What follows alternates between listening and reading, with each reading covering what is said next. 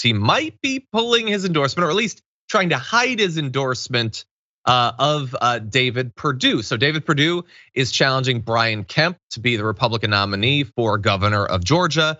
Donald Trump hates Brian Kemp because he believes that Brian Kemp lost in the 2020 election, even though Brian Kemp seems perfectly willing to suppress the vote and everything. And even if Brian Kemp had somehow unilaterally changed the results of the Georgia election, Trump still wouldn't be president.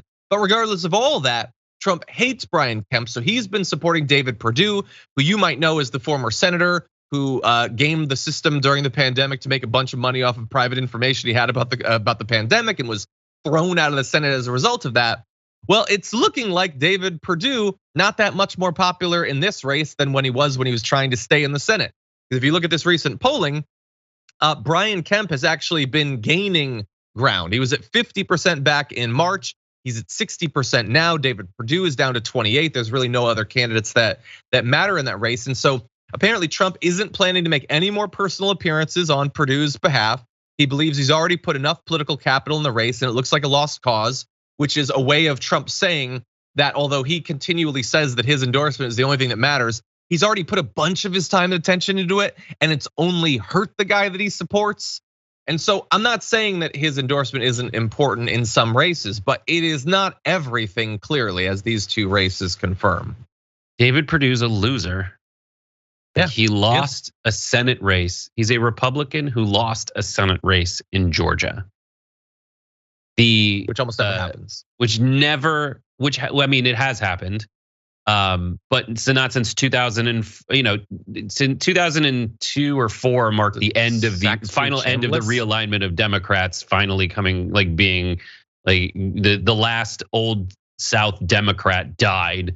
Because in Georgia, for people who don't know, and I say this all the time, but it's fascinating. Saxby Chambliss. Oh, Saxby Chambliss sounds like a romance novel character. I've swooned in your arms, Saxby Chambliss. How indelicate. Let's ban abortion together. But no, what I'm saying is there was a Democratic governor in Georgia. It was the longest standing Democratic governor stronghold in the South until the sitting governor changed the size of the Confederate flag on the state flag and then lost the election. And since then, it's been Republicans. Don Siegelman was a Democratic governor in Alabama, and then he got thrown in jail, beat by Bob Riley, and then it's been Republican ever since. Like that is how long it takes to do a realignment in the South from 1860 to 2020.